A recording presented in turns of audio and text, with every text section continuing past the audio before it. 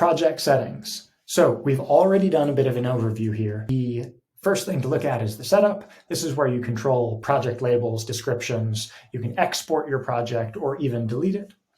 The credentials interface, this is where you're actually controlling the credentials that have been granted permission to be used in this particular project. A note on credentials here. Credentials are owned by individual people. So if I have an Asana credential, I might have set up a particular Asana token here. I'm the one who controls that credential. I own it and none of my colleagues can ever see it. But I can set up that credential, Taylor Asana, and I can then grant access to particular projects. And this means that the workflows in that project can use this credential, but the secrets in the credential can't be written to the logs. They can't be discovered or edited by my colleagues. Now, if you're sharing a credential with a project, chances are you trust everybody within that project. You trust your collaborators. So generally speaking, the sort of credential security stuff here is more about obfuscation and preventing accidental disclosure of secret information. It's not. You should remember that you're still granting access to use this credential within a project, so you should trust the people that you're inviting to work on your. There is this extra layer of security. Right.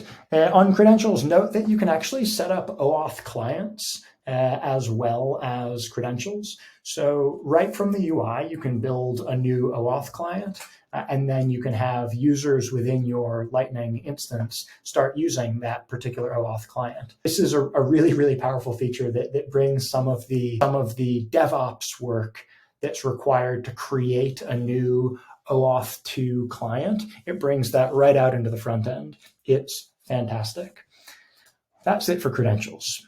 Over to Webhook Security. Webhook Security allows you to see all of the authentication methods that have been set up for your various webhooks. Now, this one isn't actually associated with any webhooks yet, but if we had triggers that were using these auth methods, we could view them here.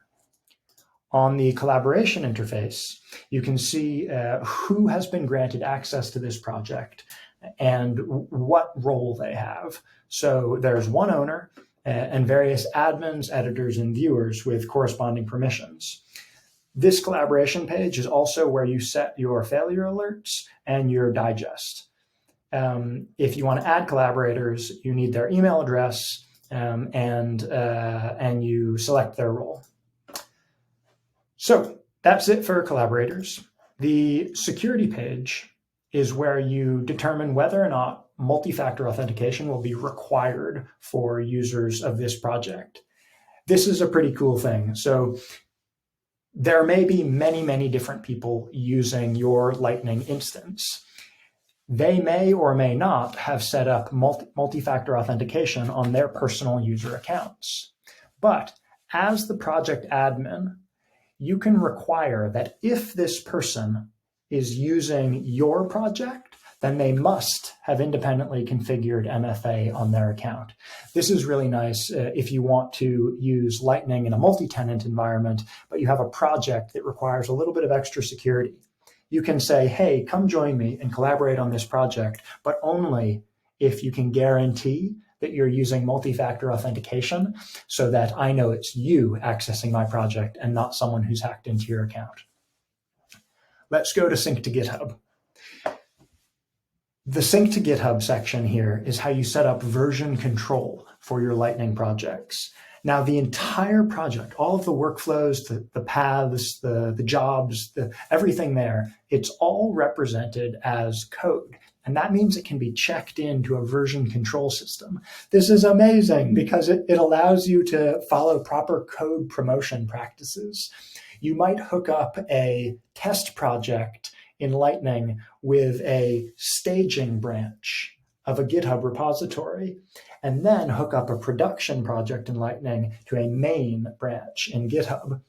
Once you've done that, you could have a requirement that all changes need to be made to the staging branch and tested on the test project, and then can only be merged into main when they've had a pull request review. It's really cool, and it goes both ways. So you can both sync from OpenFn to GitHub, and you can deploy from GitHub to OpenFn whenever a PR is merged or a change is made to a particular branch. Let's talk about data storage. The final section here is the data storage section. This is where you determine your data retention policies at a project level. History retention determines how long we'll keep logs for all of these work orders. So you can set this right now, anything from 7 days to 365 days. If you need more granular history retention policies, get in touch with your instance administrator, whoever's actually running this Lightning instance for you. You can also configure whether or not to store input-output data. So history is about work orders and logs. Here are the logs. Now, input-output data, that's the actual content of the messages that's being sent through OpenFn. Imagine that you have you don't have to imagine. In our example before, we were creating tracked entity instances in DHIS2.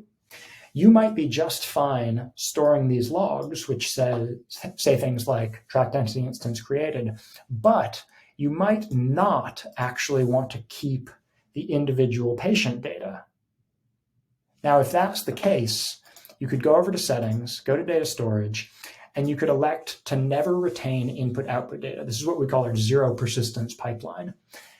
If you set that up, you won't be able to reprocess transactions on OpenFn, but you'll also know that no personally identifiable information is ever stored on OpenFn. That can be really powerful if you're dealing with data sovereignty requirements and you're allowed to process data outside of countries, but you can't actually persist it there.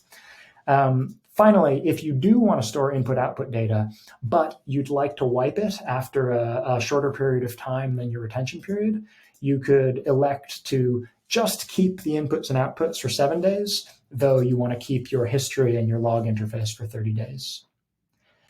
That's it for the project settings interface. The last thing I want to show you is the user profile.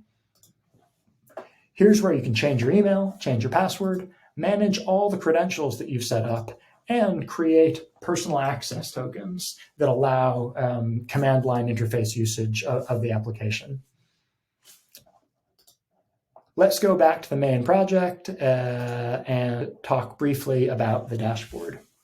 So last thing here is the dashboard. And I want to show you that there are a couple of quick links here. The one that I like most is work orders in a failed state. In OpenFn, when you log into the platform, it's usually because you're either building out a new workflow or trying to figure out what happened with an old workflow. And this View All button will instantly take you to all of the work orders that have not been successfully processed. It's wonderful, and it allows you to go back and rerun these things really quickly. Again, from the dashboard, look up at the cards. This is stats for the last 30 days. And if you head over to the right, you see work orders in a failed state. If that number is greater than 0 and you're a system administrator trying to keep these two systems in sync, you probably want to click that View All button and reprocess some of these failed workflows or work orders. Cool.